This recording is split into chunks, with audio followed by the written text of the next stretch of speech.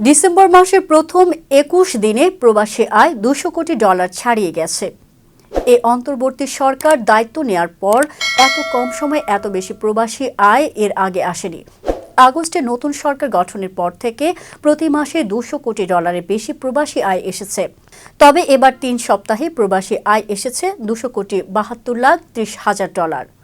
প্রবাসী আয়ের এই দ্রুত প্রবাহের মধ্যেই বাংলাদেশ ব্যাংকের বৈদেশিক মুদ্রার মজুদ বা রিজার্ভ গতকাল সোমবার শেষ সময়ের হিসাবে দাঁড়িয়েছে $2,498 কোটি।